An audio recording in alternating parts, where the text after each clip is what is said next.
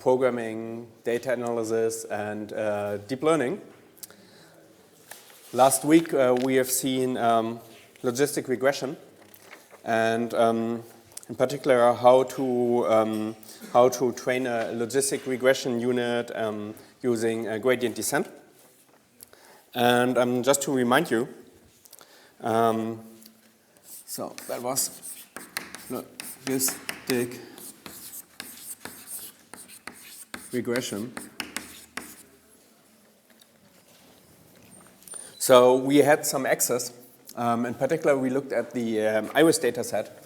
So we had x1, x2, x3, and x4.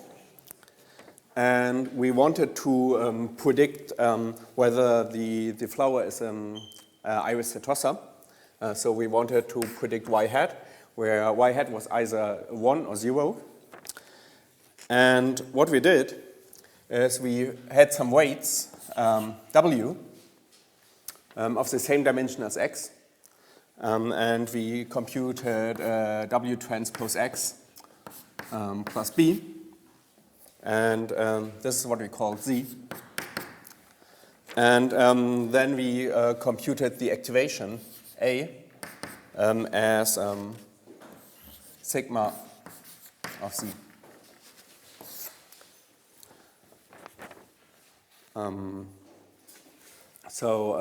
W was just a vector. W was W1, W2, W3, and W4. B is just a scalar. And sigma was this sigmoid function, which looked like this. So here's 1 and here's 0. So it looked like this. And it made sure that our values were always between 0 and 1. So this was the sigmoid function.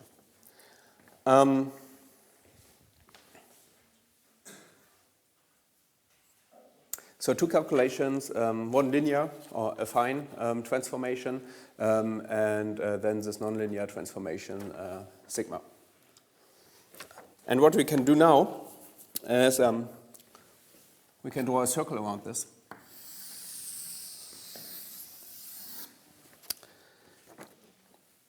And these will be the inputs, these x's. And y hat will be the output. And we can call this thing one neuron, inspired by the human brain. So this is commonly called a neuron or one unit.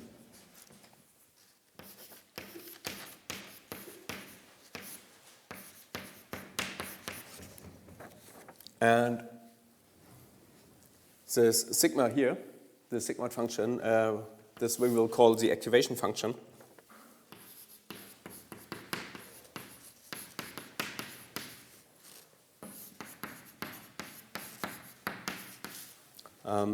These W's we will still call the weights as previously.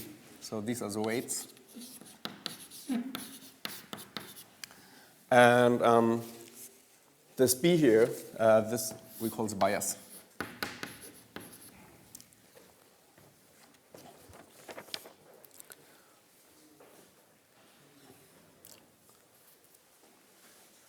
So what logistic regression basically can do is if we have x1 and x2,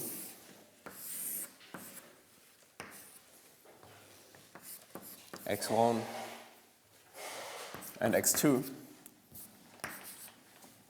and we have some data. Probably we need some red and some green data. So we have some, say, negative examples.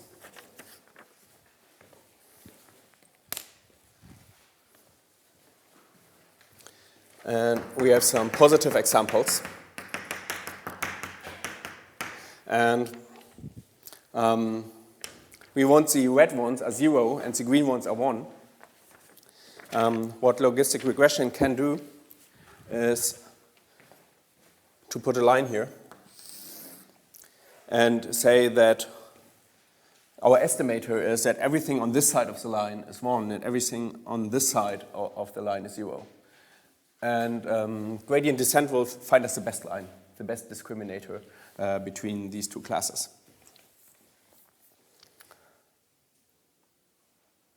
Logistic regression is very good in that, but sometimes our data doesn't look that nice, right?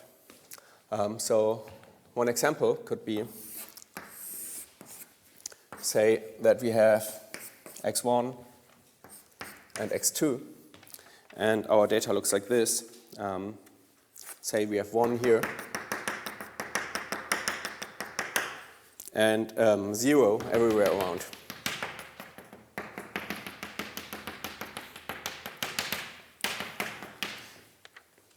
Now, if we try to use logistic regression on this, logistic regression will actually do very bad, right? Logistic regression will try to find a line here which separates the green from the red dots, and that's not possible, right? There's no line that can separate the green from the red dots. So if we try to use logistic regression on such a problem where the dots are not linearly separable, logistic regression is very, very bad. So ideally, what we would want is to have a separation boundary which looks like this, where inside everything, we estimate 1, and outside we estimate 0, right? So here we want to estimate 1, and here we want to estimate 0. But logistic regression cannot do that, right? Because logistic regression can only fit a line.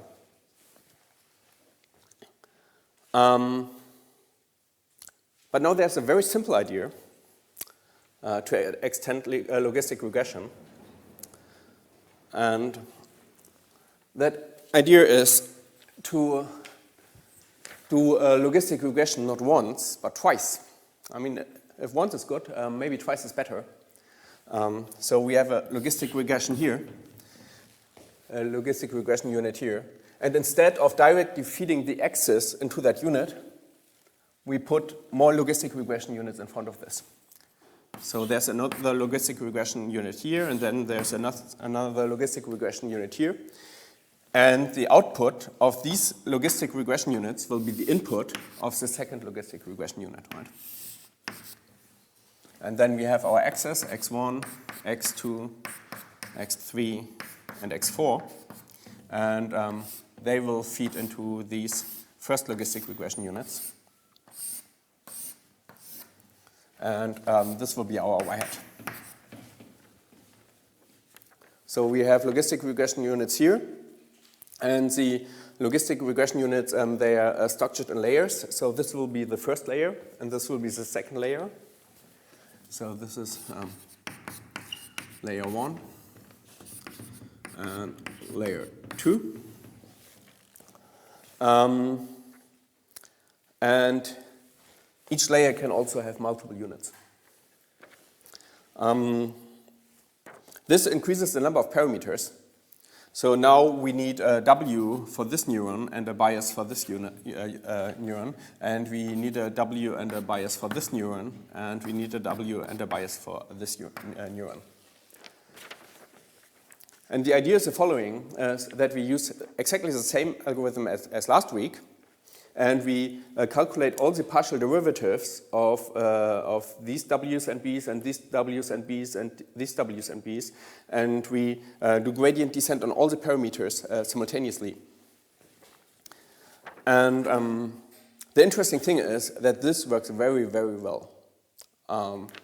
This setup, it's incredibly powerful, and if you look at all the hype about artificial intelligence, nowadays about, I don't know, self-driving cars and recognizing handwritten like numbers and I don't know, classifying dogs and cats and so on. It's all based on this very simple idea. So we take logistic regression units, but we don't do it once, but we do it multiple times. And then afterwards we call this a neural network because it sounds fancy. So this is generally called a neural network.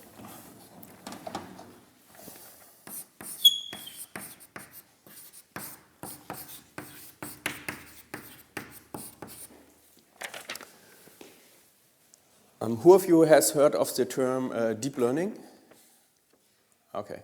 So the idea behind deep learning is very simple, is that we do a very deep stack of these layers, right? So deep learning means really a deep stack of logistic regression units. And deep means, I don't know, maybe 5, 6, 7, up to 20, maybe, I think. I think some people maybe use up to 100 layers, but that's really on the extreme. But even if you stack a few layers here on top of each other, this system becomes much more powerful. And afterwards, it can represent something like this, right? Where you have a nonlinear decision boundary between the classes. And I think the complexity that can be represented by a neural network grows exponentially in the number of layers. So as you keep adding more layers, this classifier becomes much more powerful.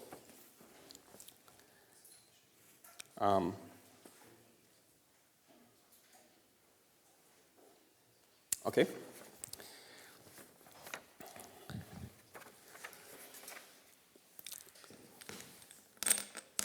There is a few issues with this. And one issue is that calculating the partial derivatives of this unit is exactly the same as we did last week, right? There's no difference. It's exactly the same partial derivatives of this neuron. But as you go deeper into the layer, calculating the partial derivatives becomes a little bit more tedious. And the second problem is that you need to do gradient descent on a lot of parameters. And usually you have to do quite small steps. So training such a neural network is quite computationally intensive. And there's actually, so most people don't code this by hand. I mean, you can code this in NumPy, but it will be a bit slow. But actually, there's libraries for doing that. And these libraries have, I think, two main benefits.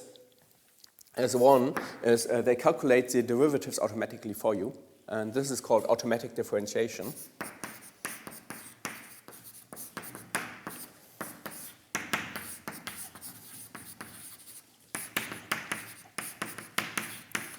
And automatic differentiation means you just have to specify the forward calculation. So you just have to specify that you want to calculate W transpose dot X plus B and sigma of Z.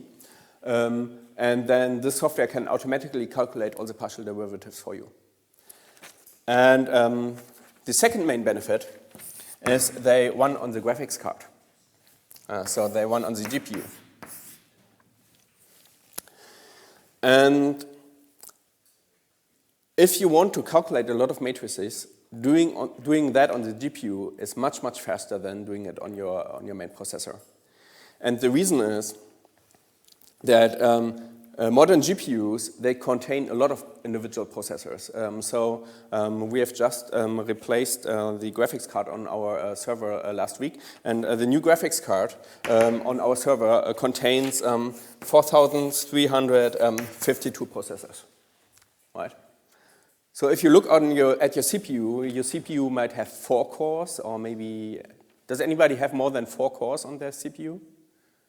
How many?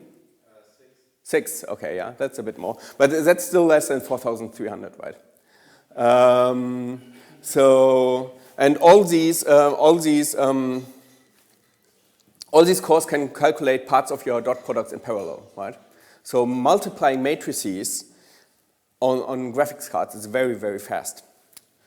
And that's also the main reason why, starting from today, I will not code on my laptop, but I will code on our server, because otherwise we would sit here in the lecture forever as we wait for the neural networks to be trained.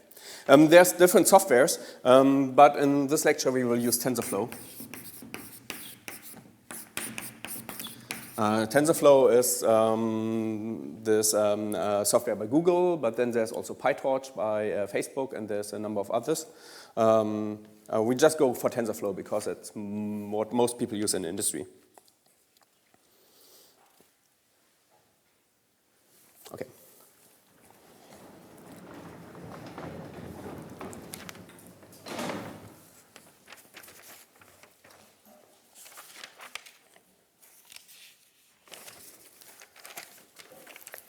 So, as you see up here, currently I'm not working on my laptop, but I'm working on that server at that IP address, right? And the nice thing about using Jupyter Lab is that it will make no difference. I mean, we can just use the same Jupyter Notebook as before, and where it runs, whether it runs on my machine or whether it runs on some server or in some server in, I don't know, in the US or somewhere, it doesn't make any difference. The only difference that it makes is that that computer is much faster than my computer. So I did bring you a small data set. Let's go for full screen.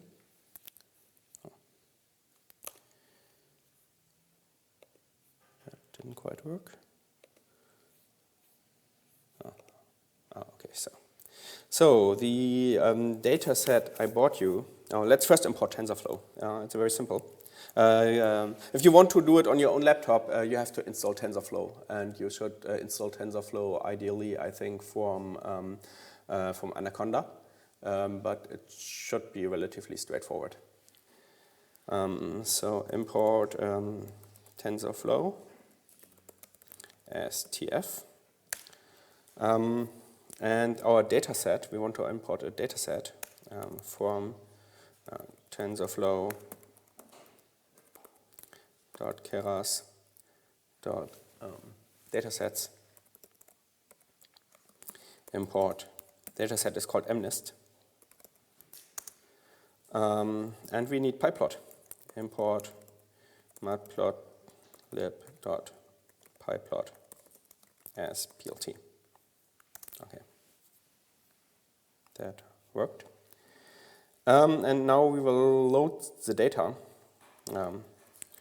Train images, train labels.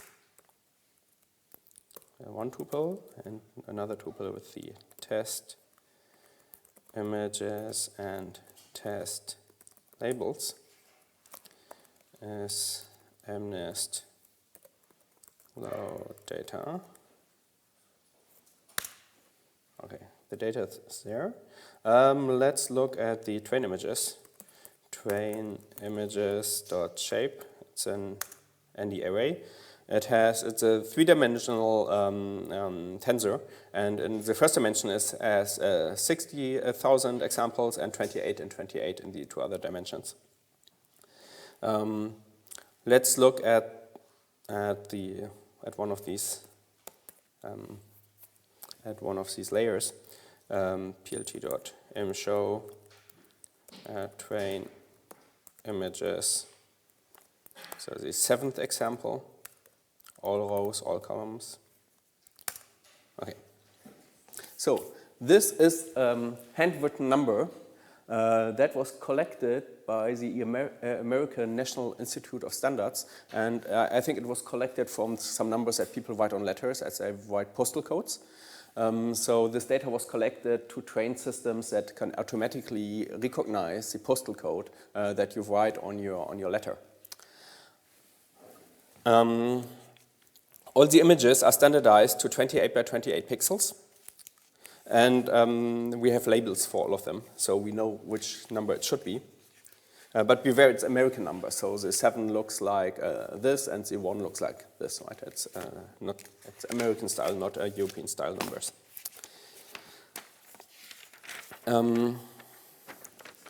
So the data set looks like this. It's now three-dimensional tensor.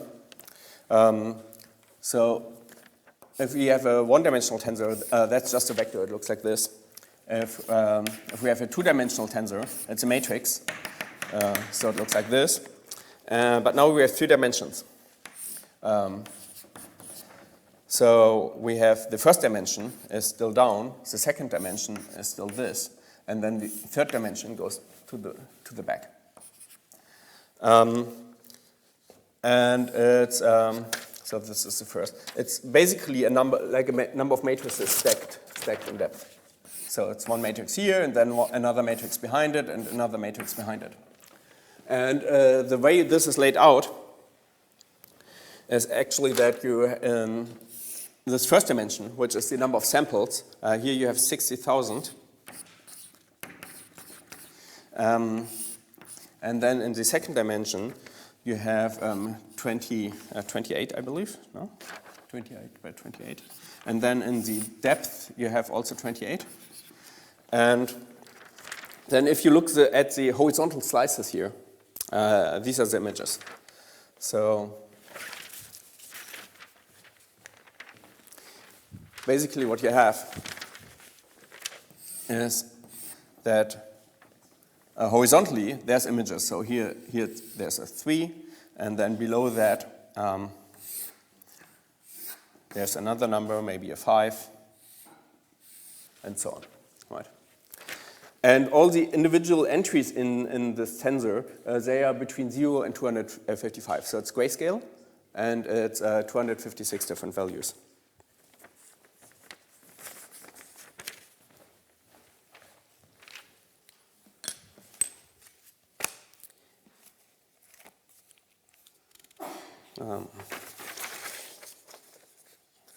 So let's look at the label of this image. Train labels. Oh, this is not a 1. Oh, we have 7, okay. So the label 7, it's a 3, okay. So this should be a 3. And now if we look at one of the individual pixels in here, so maybe we have from 7, maybe we can take the pixel at this position. This should be like 6, 10 or something. So train images. So the 7th image, the pixel has 6, 10. So this color should be 139. So it's like a grayscale or yellow scale image in this case. So what we want to do now is we want to train a neural network to recognize these handwritten numbers. So we want to give to the network the image, and the network should tell us which number it is. And a very convenient way to do that is to use from TensorFlow, to use the Keras library. And Keras is it's a very easy to use like interface for building neural networks. So from TensorFlow.keras import models, and from TensorFlow.keras import layers. And now let's build a neural network. Network is models sequential. And sequential really means that these logistic regression units, they come in layers, and so there's no strange structure in here. It's just a stack of layers. So the x's come in here, and the y hat comes out here. Oh, maybe there should be a single neuron at the end. So it's a sequential model. And now we need to add the layers, and we start from the top, from the front. We first add this layer, and then we add that layer. So we say network dot add, and we want to add a dense layer, layers.dense. And what dense really means is that if we have x1, x2, and x3 here, dense means that every unit from the previous layer is connected to every unit of the next layer. So it means like a complete connection. So everything is connected to everything else. And also here, if this is also a dense layer, then everything would be completely connected. I think it's the simplest case, just to connect everything with everything else. And now we need to specify how many neurons we want. And let's go for a lot of neurons in the first layer. So the idea is that in this layer, we want to have 512 neurons. 512 logistic regression units. 512.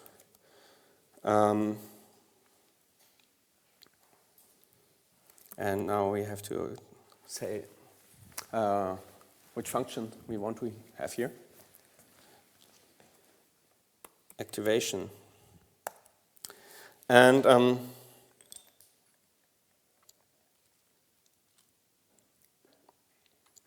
so here we could use a sigmoid,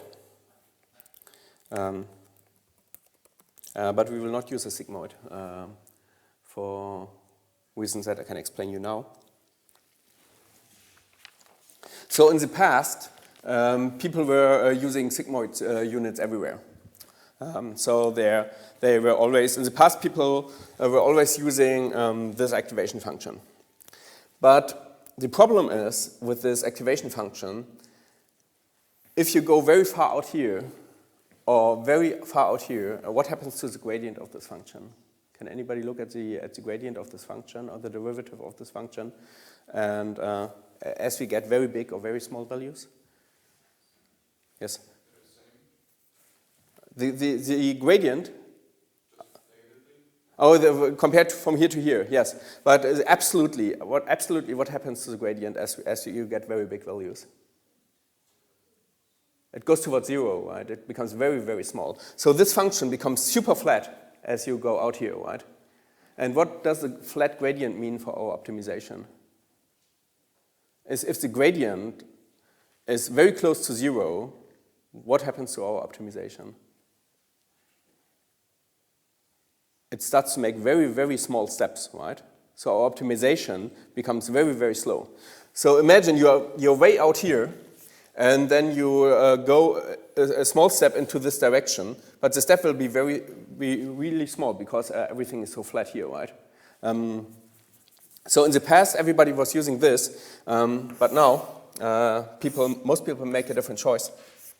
At least for the early layers. The later layers can still be a sigmoid.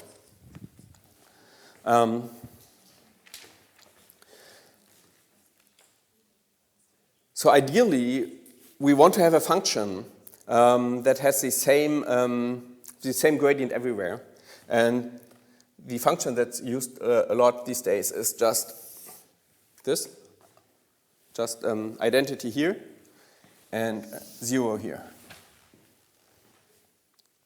And this function is called ReLU, for rectified linear unit.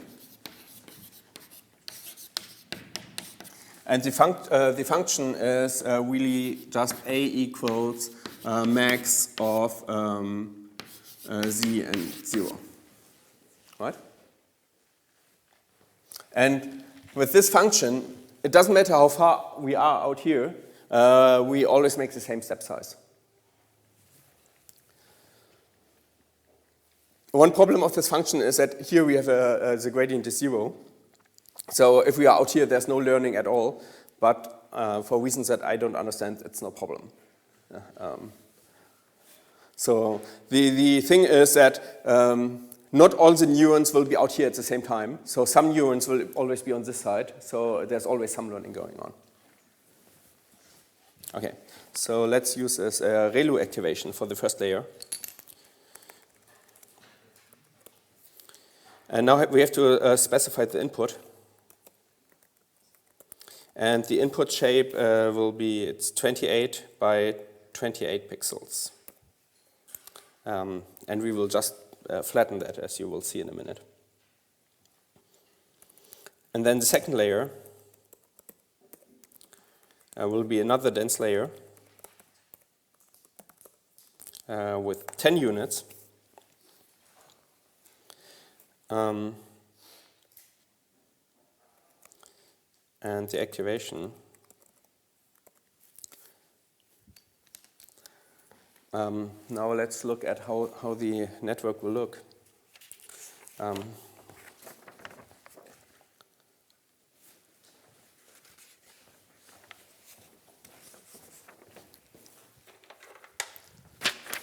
So the network that we want to build will look like follows. Here we have the grayscale values of all the individual pixels. And what we will do is we will make this 2D matrix, we will just make a long array out of them. I will show that in a minute. So the individual pixels will be just one very long vector from x1 to x28 by 28, which is 784, I believe. So it's just a gigantic vector.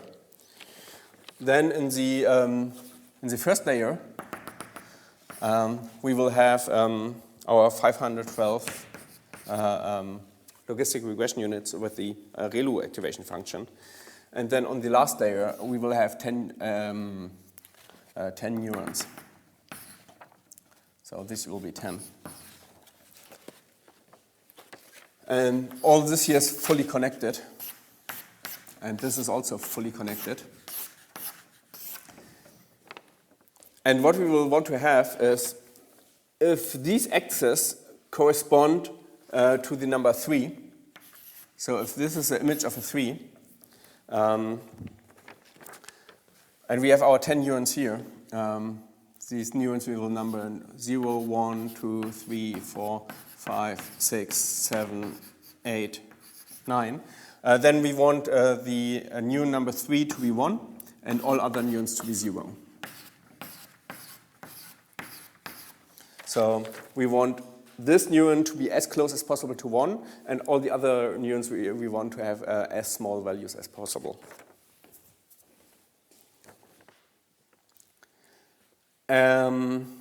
And in particular, what we want is we want each of these neurons to only have a value between 0 and 1. So we want to enforce all these values to be between 0 and 1. And we want the sum of these values, the sum of all these AI, we want it to be 1. Okay, now we have to find an activation function which ensures that each of these values is between 0 and 1, and the sum of them is 1.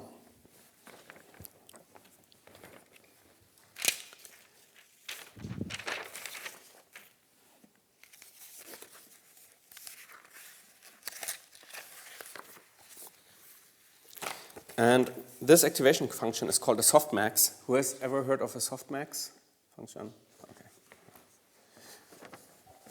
Okay, so we want the softmax activation function. I think you don't really have to understand the details of this activation function, but the effect that this has is that it ensures that each of these values is between 0 and 1, and the sum of them is 1. So it's like a probability. So it's a probability of each, for this being a 3, or the probability of this being a 2.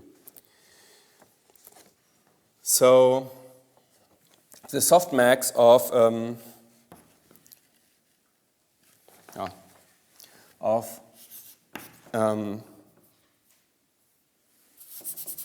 the softmax of x1 to xn. First, we have this linear part. We compute, as usual, zi equals wi transpose xi plus bi. And now we compute the softmax of the zi. And we can write it here. Softmax of Ci is e to the power of Ci. So if Ci is big, I make it way bigger by computing e to the power of that, divided by the sum of these for all the neurons. The sum over all I equals 1 to n of e to the Ci. Okay. You don't have to memorize this formula, but the effect that this has is that each of these values is between 0 and 1, and their sum is 1.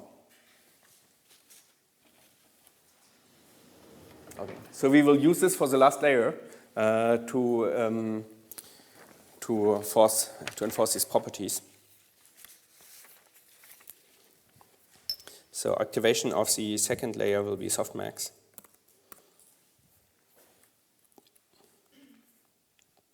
Okay, that's, oops.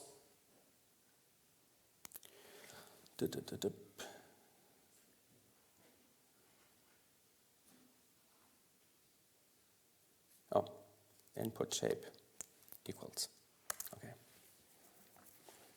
So, this is our network. And now what we have to do in TensorFlow is we have to compile it so we can put it on the graphics card.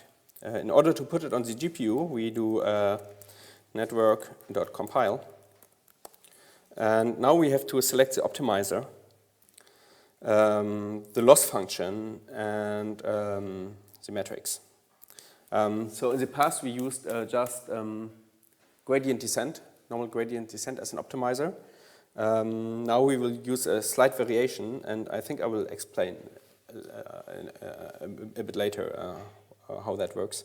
So the optimizer we will use is called RMS pop, and it's just a bit faster than the normal gradient descent.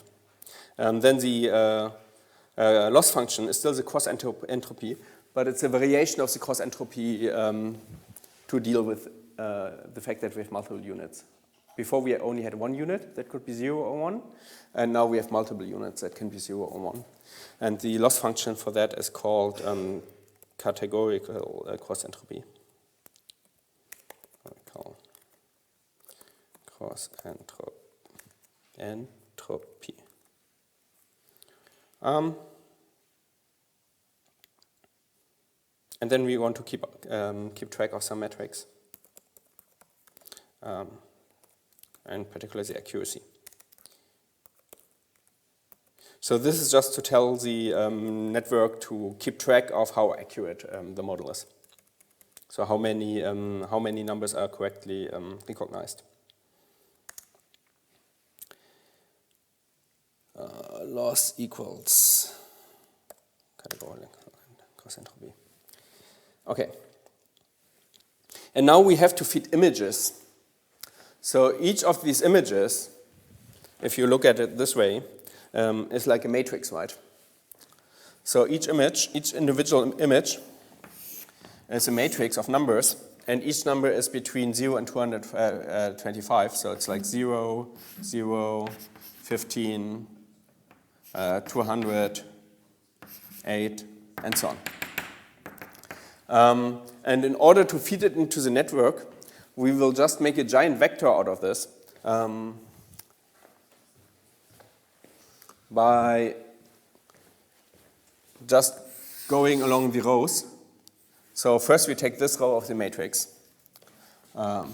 We put these numbers here. Then we put this row of the matrix. And so on. We will just make a gigantic vector by stacking all of these rows. It's a bit strange to do this to an image, right? Because, I mean, you lose all the structure of the image. But this is what you usually do with neural networks. If you have an image, you just reshape them to be a giant vector. Okay. So this process is called a flattening because you flatten the image, right? Train images flat is equal to train images reshape. So we keep the 60,000 examples, but we make it now two-dimensional, and the second dimension is just 28 times 28.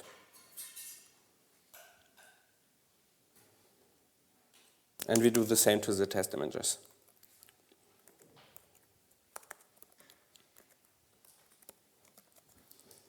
Test images dot reshape. There's 2,000 test images. 28 times 28. Okay.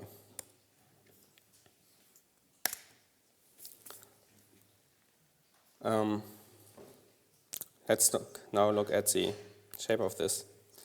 Test images flat dot shape is now, so the first dimension is now a matrix that has Let's look at the train images. It's now a matrix that has 60,000 rows, one row for each example, and 784 columns. So maybe if we now look at the first example, train images, let's look at the example at position 0. Train images, flat. Okay, so actually there's a lot of zeros. So this is the first number now. I wouldn't recognize what number it is. And now there's two things that we have to do. These entries are now all integers. Here it says unsigned int 8-bit. In order to process it with TensorFlow, we have to make a float out of that. And there's one issue with these is that all the values are between 0 and 255, which is possible for a neural network, but it's not ideal. So what we will do is we will just rescale it for all the values to be between 0 and 1. So we will just divide everything by 255 to make sure these are values between 0 and 1. So we will normalize it. Train images norm is train images flat as type. We'll cast it into a float, 32-bit float, and divide by 255 to make sure it's between 0 and 1. And do this also for the test images. Test images. This is just data pre-processing. Okay. And now our train labels. Our train labels are still integers. So the zero's train label is still the integer 5, right? Which is not what we want to have here. So what we want is we want now to convert this 5.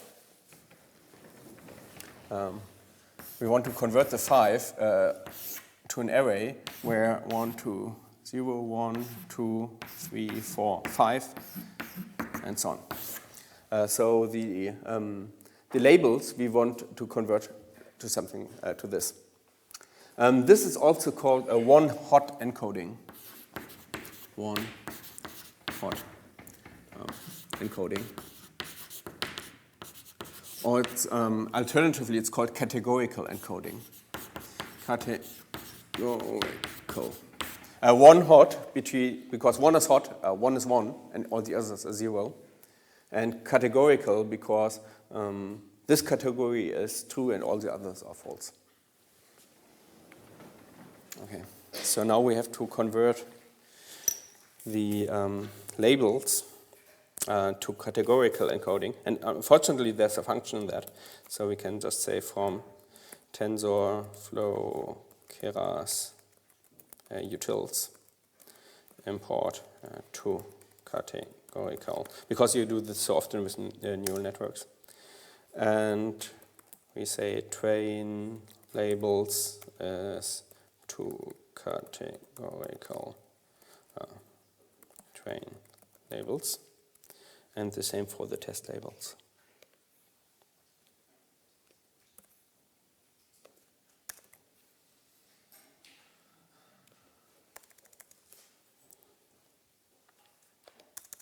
Oops.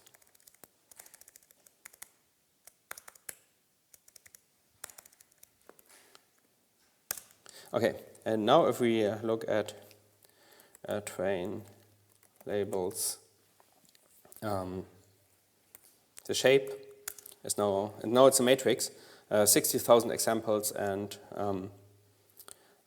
10 columns. So train labels example 0 now look like this. So the 5 here became converted to a vector that's 0, 0, 0, 0, 0, 1, and all the others are also 0. Okay, so now we have prepared our data. There's nothing else to do. And now we can call network.fit. So we featured the train images normalized, train labels, and then we have to specify the number of iterations, which are called epochs. And we have to specify the batch size, which I will explain in a moment. Batch size is 128. Okay. And now comes the reason why I'm not doing this on my laptop, but I'm doing that on the server, which is over in our office. This goes amazingly fast.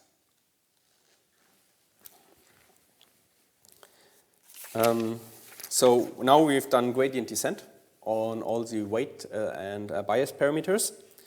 And now we can use this to recognize handwritten numbers.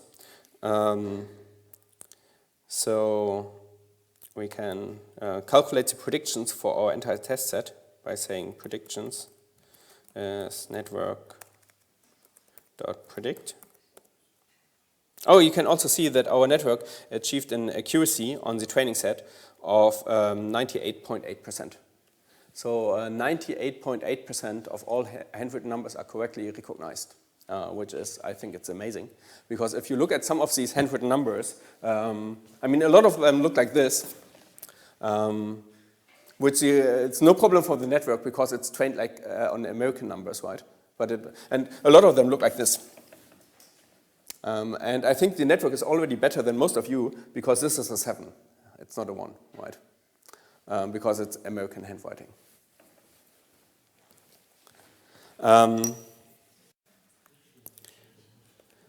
So let's do network predict test images norm. Let's calculate the predictions on all test images, which was very fast. And now let's look at one of the images, plt.imshow test images. So this is now an image that the network has never seen. 7, 5, 6.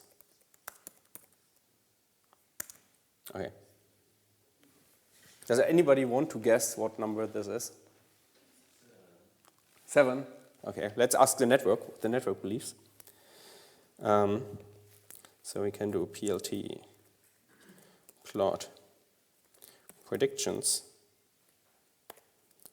7, 5, 6. No, that was the wrong brackets. Okay, so the network basically believes that there's a 100% probability that this is a 7, and it's very unlikely that it's anything else, right? I think this is quite amazing that with just a few lines of code, we can already train a neural network with just two layers and just a stack of these logistic regression type units, which already does amazingly well on recognizing handwritten numbers. So we can just, I mean, maybe as an exercise, you can just handwrite a few numbers, scan them, convert them to 28 by 28 grayscale, feed them into your network, and see whether it can recognize your handwriting. Right. I think it's very impressive. Let's check how well it does overall on the test set. So test loss and test accuracy, network.evaluate, test images norm, and test labels. Test accuracy. Okay, so the accuracy of the network that we've just trained on handwritten numbers that the network has never seen before is 97.4%. Right? So this network can recognize almost all of the handwritten numbers in the in the test set correctly. I think this is very impressive.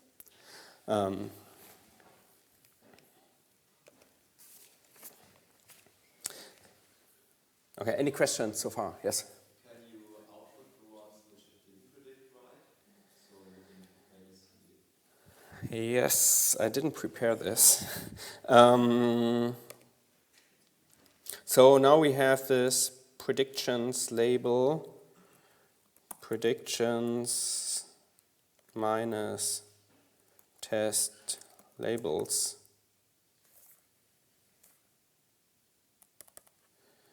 Okay, so this is the diff. And now we want to know where this is different from 0, right? Does anybody know how to do that in Python? Maybe you can plot that. Oh. PLT dot plot. Okay.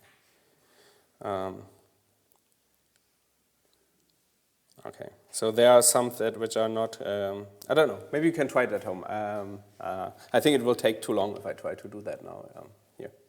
But I think it's interesting to look at which ones are not correctly recognized and see what's going on there. Or see whether you can recognize them yourselves. Yeah. Any further questions? Yes? I think, like I want to ask, what is the difference between the two logistic regression in the same layer? Because like this, you are using 784 data made 512 times of logistic regression. Yes. What is the difference? You just, what is the difference Between these, right? So if you would initialize the weights of all these units to be 0, then you start with all the same weights of these, right? And then as you go to, as you do gradient descent, all of these logistic regression units would always have the same changes of the weights at each step of the gradient descent, right? So you can prove that the weights of all these logistic regression units would always stay the same. So nothing would, and then you can then it doesn't make sense to have multiple, then you can have just one, right? But what you actually do is, in the beginning, you initialize, that's very, very important, that you initialize the weights of these units randomly. So each of them starts with slightly different sets of weights. And then as you do gradient descent, each of these units starts to specialize and starts to recognize different things in this number. So each of these units starts to look at different features of or different properties of the image. So maybe one looks at, I don't know, whether there's something in a certain shape somewhere, and some other unit looks at something else. Maybe for handwritten numbers, it could make sense if one of them looks at whether there's something like this somewhere. Maybe this looks like a 2, right? And some other might look at whether there's something like, I don't know, this somewhere, which might be an 8 or a 6. And then the second layer combines these features or these properties of the image which was recognized by the first layer. So the role of the first layer is to recognize some properties of the image, and then the role of the second layer is to decide, given that some properties are present in the image, what's probably the number. What you actually do is also use this h-loss function, which is the minus The cos entropy loss? Yeah, the loss function. Yeah. Regression, because in every neural in the second layer, Yeah. you are using this function. You're applying this function back here. And then you're first calculating the gradient according to these weights, and then after that you calculate the gradients for these weights. So because they are not in the last layer, they become different from a logistic regression unit, right? They can specialize to look at different things in the image.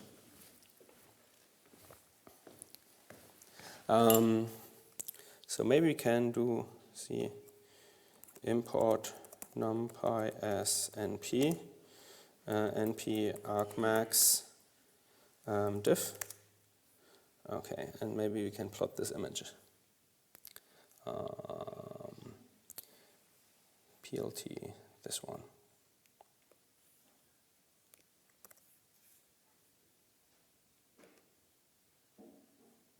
It's a bit strange because the div shouldn't be that long, right? Test images. This doesn't exist. 15, 307.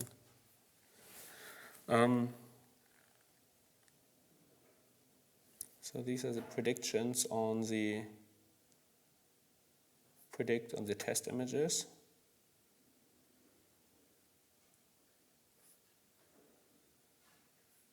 Test labels. Oh.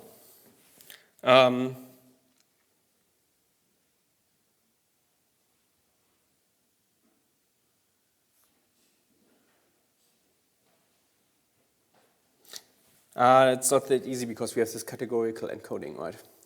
We have these encoding as zeros and ones, so it's not that easy to calculate the difference as if they were integers. So probably if you want to find which one is wrongly classified, you first have to convert it back to integers. And then, yeah, it's a bit more complex than I can do now. But it would be very interesting to do. Okay, let's look back at the code. And there's a few things that I didn't explain you yet, that I promised I would explain you. Let's see, so we talked about the ReLU and the softmax activation functions. Okay, so I didn't explain you what ARM-S-POP is. The optimizer that we use instead of gradient descent.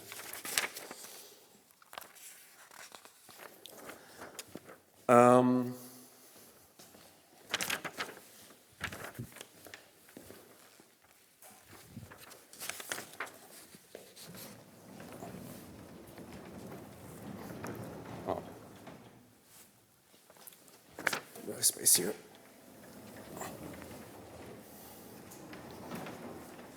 Okay, so ARM-S-POP. ARM-S-POP.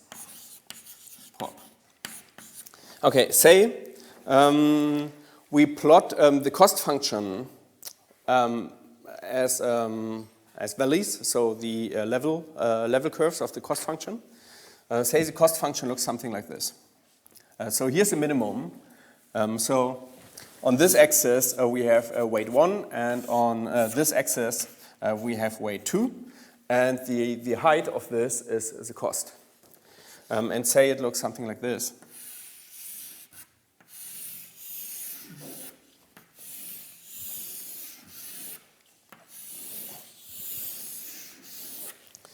So it's kind of elongated. Right. Now, if we just do gradient descent and we initialize our weights randomly, and maybe our random initialization picks weights here, then the gradient is always orthogonal to the level curves, right? So the gradient is in this direction. So we make a step in this direction with gradient descent. Which brings us here. And now the gradient from here is, maybe we should make this. Maybe pick a smaller learning rate, so we only go here, right? And now the gradient is in this direction. And now the gradient is in this direction and in this direction. So we cannot pick a bigger learning rate, because if we pick a bigger learning rate, we would diverge in this direction, right? But in this direction, now we are making only very small steps. So we have to pick a small learning rate so that the learning regarding weight 1 doesn't diverge. But if we do that, if we have such a small learning rate, then we make almost no progress in the direction of weight 2, right?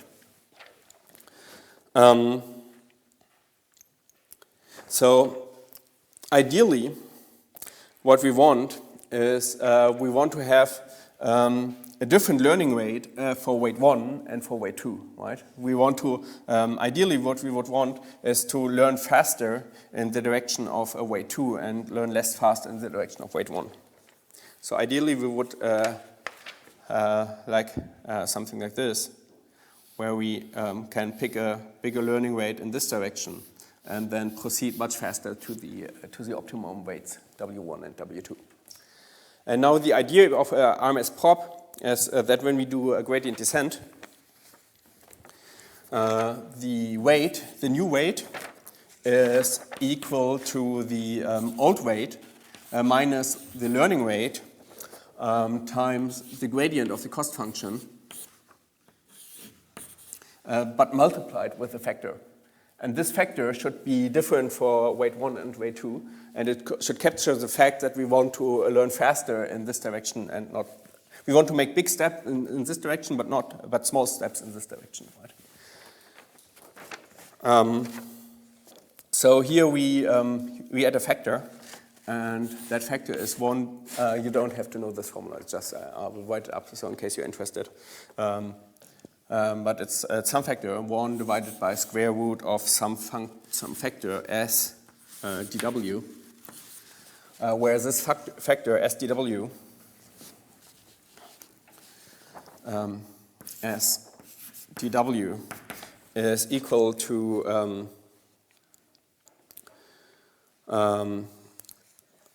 this is related to the squared gradient.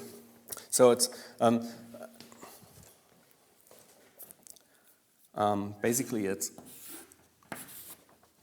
dj dw squared, where this squaring is element-wise.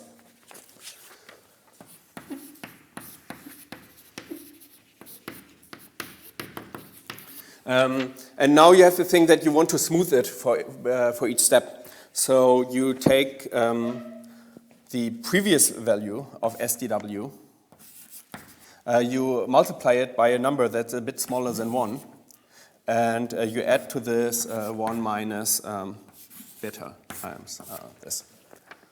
I think you really don't have to understand the formula. I mean, if you want to implement it, you can just write it down. But the effect of that is that if the cost function is elongated, then you don't get these crazy oscillations, but you propagate much faster towards the optimum.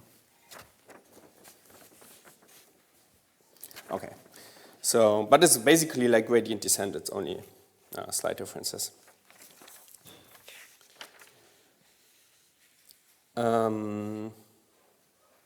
Okay, and now the only other thing that I didn't tell you is what this batch size is. But probably, let me show you first another example. And so basically, what this batch size does, it doesn't calculate, no, you can't see it, okay.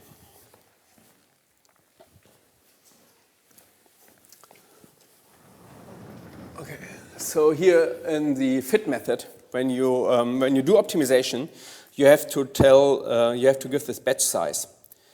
And what this batch size does is that it doesn't compute this gradient at every step on all the examples. It doesn't compute the cost function and the gradient of the cost function on all examples, but only on the number of examples that we give there. So at every step, we calculate the approximate gradient of the cost function on 128 examples. And this also makes learning much faster. But let me first show you another example, and then afterwards I can show you exactly how this batch size works. So the second example that I brought you is about cinema. So it's about movies.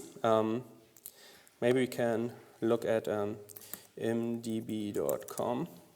Does anybody know there's a website image database? So if you look for some movies on in the cinema, you can get reviews here. So if you look at the movie Some Like It Hot, so it's here with Marilyn Monroe. Then down here you get some reviews that some people wrote. So first review, what's not to like? Some people still say that this is the greatest comedy ever made in Hollywood, blah, blah, blah, blah. Okay. What some people did is they downloaded a lot of these reviews And then they paid some people to classify whether this is a positive or a negative review. And it gets a 1 if it's positive, it gets a 0 if it's negative. And now we want to train a neural network where you can give the neural network a review of a movie, and then the neural network will tell you whether the movie is good or not. So it's like a movie recommendation neural network. Okay. Oops.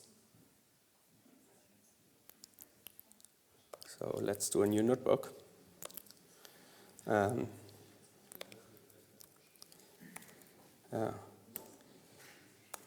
Image database, movie recommendations. Okay, so we will need the data set.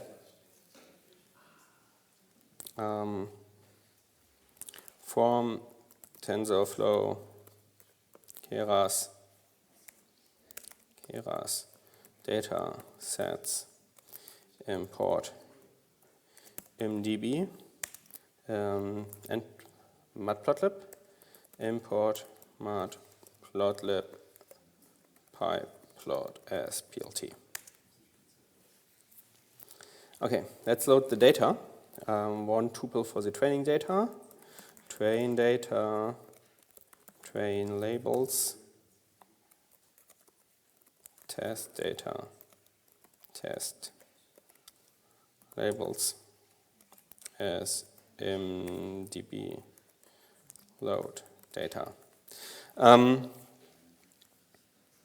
Okay, and then we have to limit the number of words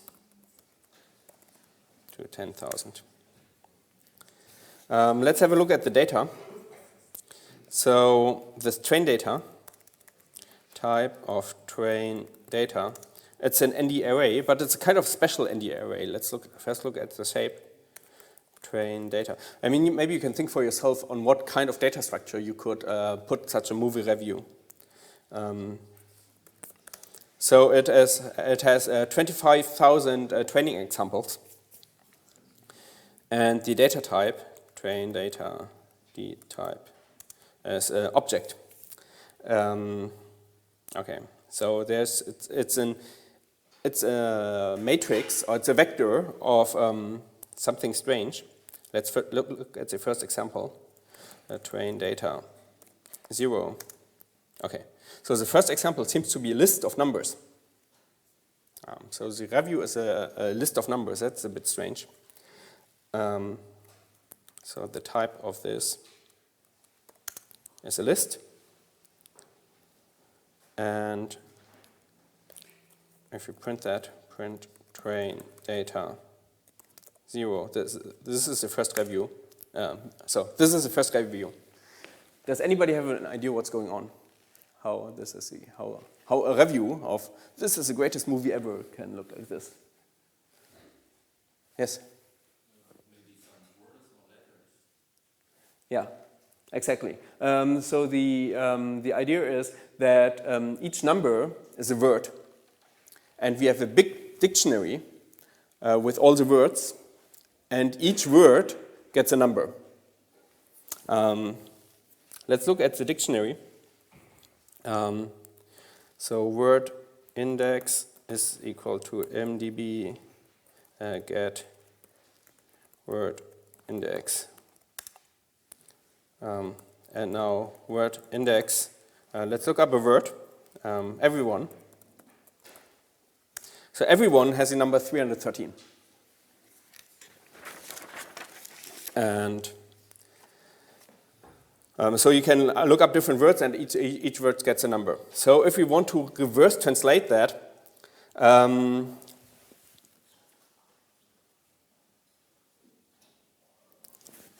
okay, we don't have a lot of time. Let me just let me show you next week how exactly this reviews work. But basically, this is a review. Let's look at one of them, and I explain you next week how that works. So we have this dictionary which maps each word to a number. Now we want to reverse the dictionary, so each number we can map the numbers back to words. Yes. With? Yeah, if there's a typo, then it cannot find it in the dictionary, and you get a question mark. So it gets something, I don't know what word this is.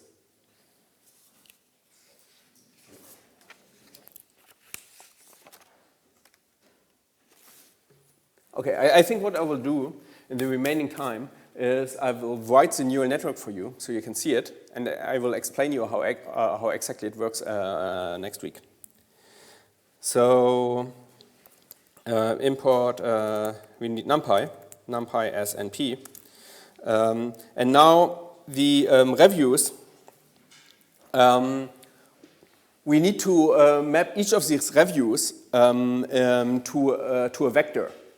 So currently it's a list of words, and in order to train a neural network on it, you will need to map it to a vector.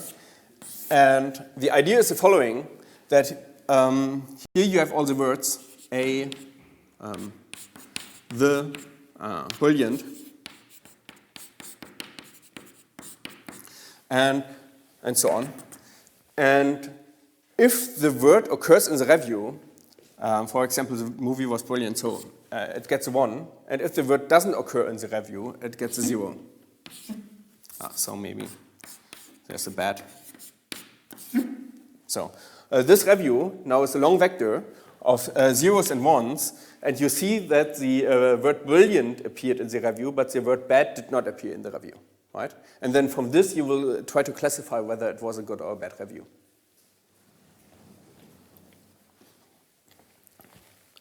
So the function to do that, let's call it vectorized reviews. We do that for all reviews.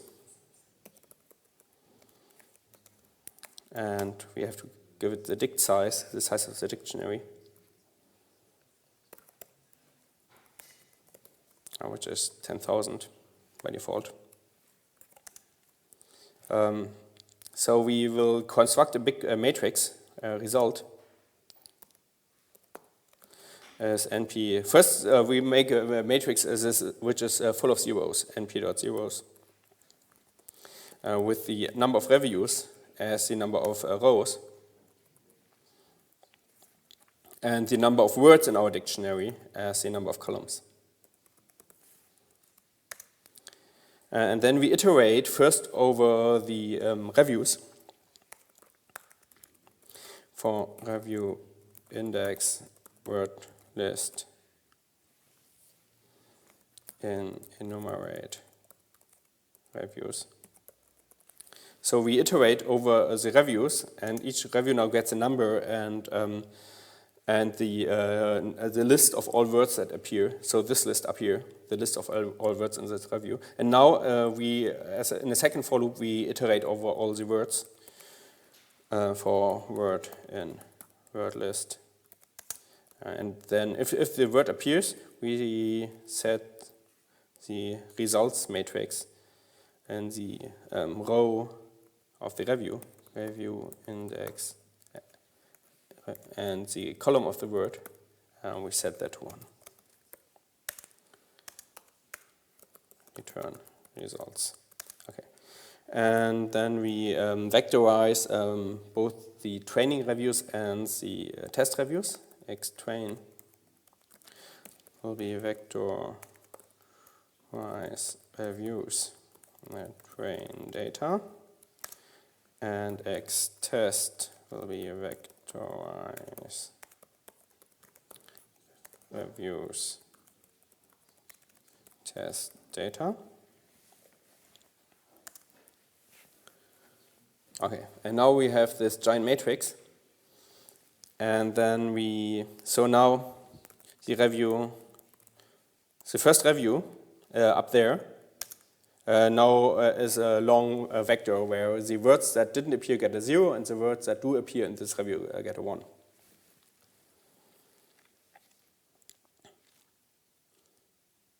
And then we have to convert whether the review was positive or negative, we have to convert that to float. So ytrain snp as array train labels as type float 32, and the same for the test.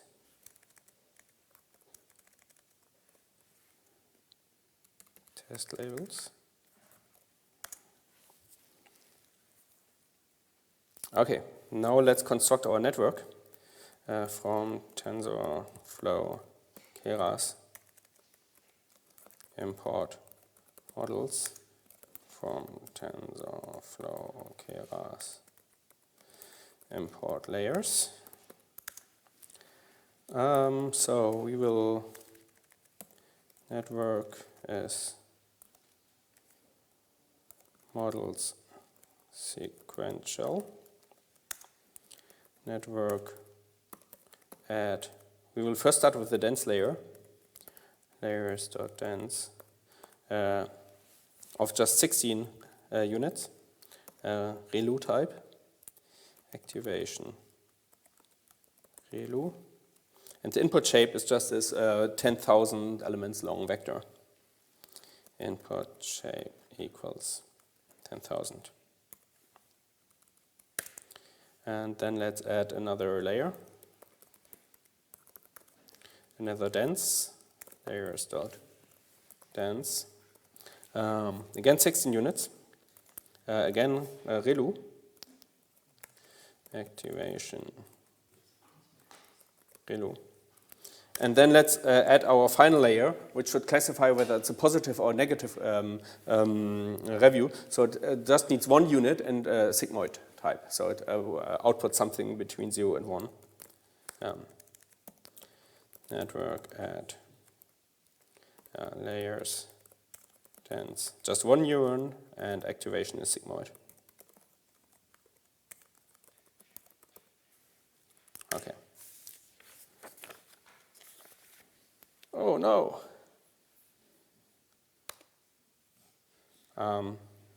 Let me code the rest and then let me execute everything and hope it doesn't crash. I think what happened is that the memory on the graphics card ran out. So here's, oh no, there's a lot of notebooks running on the. So I have only limited memory on the graphics card. And if I exhaust, I don't have, my kernel has died. No memory on the graphics card. Okay.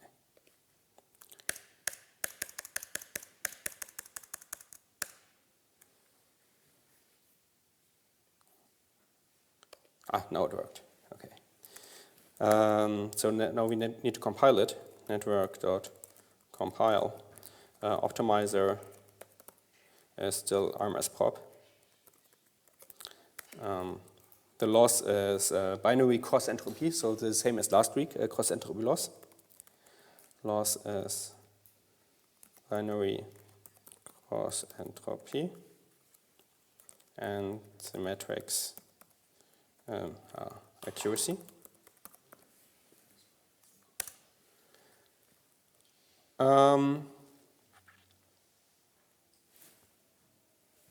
Okay, now I want to split the training data in two parts. One part which I will use for training and one other part which I will use to tune the model.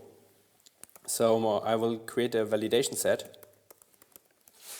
which will be xtrain the first 10,000 examples.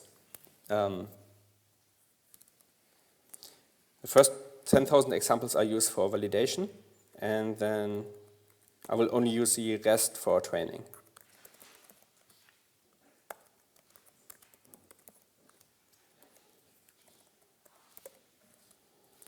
And the same for the Ys.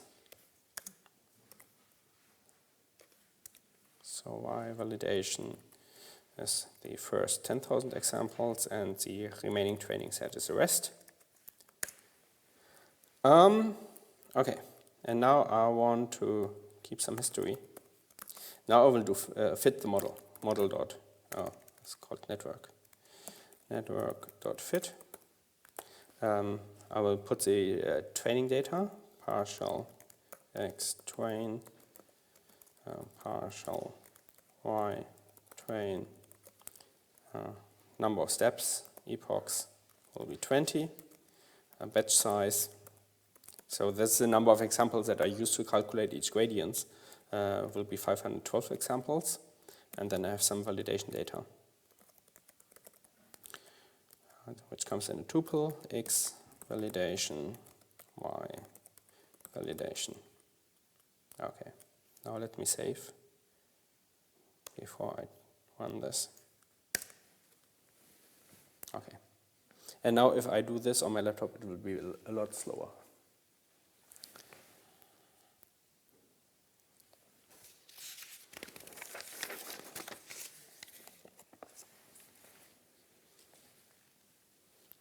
Okay, so it's done. It achieved an accuracy of 86%. So 86% of the reviews are correctly classified. On the validation data, on the training data, it achieved an accuracy of 99.98%. So almost all the reviews are correctly classified, whether they are positive or negative, which I think is quite impressive. Obviously, it's doing much better on the data that it's trained on than on this validation data, which it has not seen during training.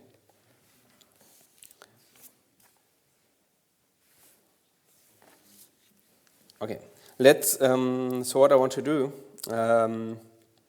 is we got back this history object, and the history object contains how well it's doing during training. So I will look at the training loss, the loss on the training data, how that developed, and it's written in this history. History, it's a dictionary loss, and the validation loss is, no, that should be, yes, here, history, I think it's called val loss.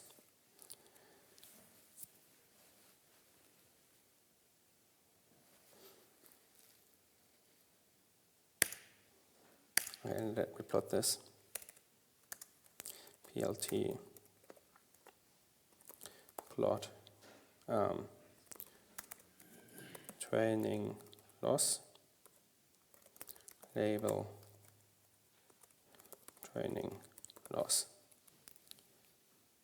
and then we also want to plot the validation loss.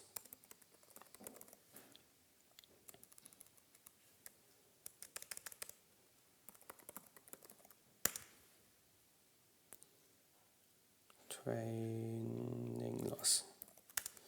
Okay. Maybe let's add a legend. Okay. Now the blue curve is the training loss, and we see that as we keep training, the network gets better and better at predicting the training data. Right, at predicting whether the review that it's seen for training is positive or negative. But if we look at the validation data, this is some data that the network has not seen during training. We see that the network gets better in the beginning, but then it starts getting worse and worse as we train more. That's a bit strange. Does anybody have an idea what's going on here? Yes? Yeah, it's overfitting. It's the same as we've seen with our polynomial regression, where we had these points that we trained on, and then if you have a high degree polynomial, then it starts to do some crazy things. It's the same here. This neural network, it has a lot of parameters. I think we can somehow I think is there something like network describe or so, or summary.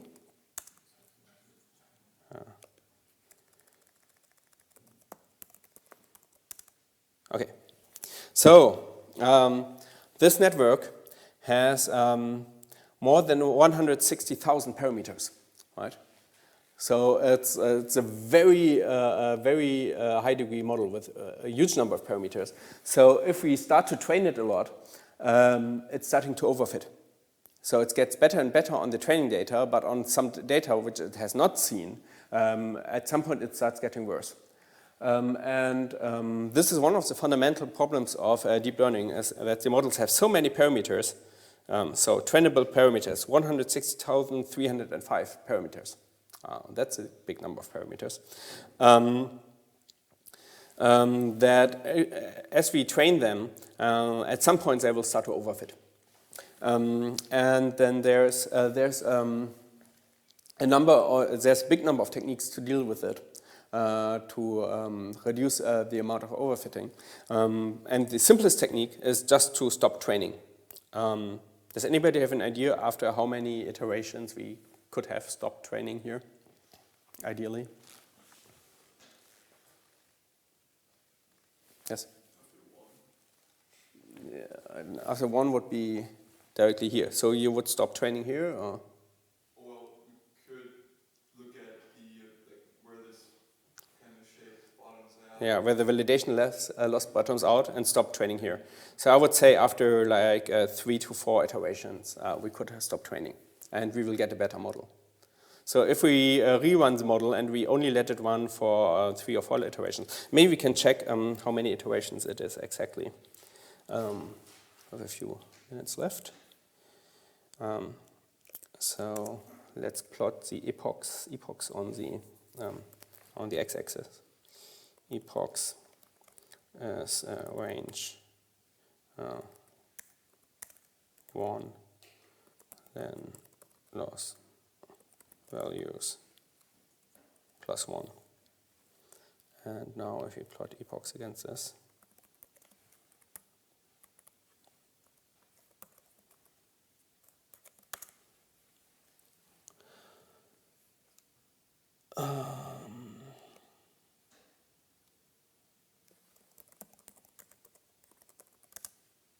okay.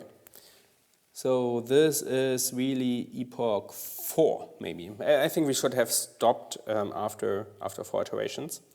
So one simple thing that we can do is we can copy this.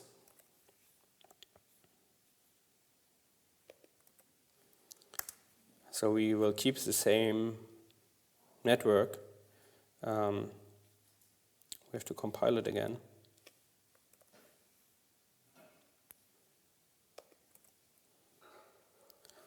And then we train it again. The problem is if you just train it again without compiling it again, then it keeps training on the old values, so it doesn't reinitialize the weights. So if we do that, and this time we don't train it for 20 epochs, but only for 4, then ideally, now our validation accuracy is 89%, whereas previously at the end it was 86%. So we got a much better model just by training it less. Yeah. That's really a very simple way to deal with overfitting. It's called early stopping. And it's not the best way to deal with overfitting. There's much better ways. But it's something simple that you can do early to set aside some validation data, see when the loss starts increasing on the validation data again, and stop training there. Okay, I think that was our first look at neural networks. I hope you enjoy the exercises, and see you next week. Thank you.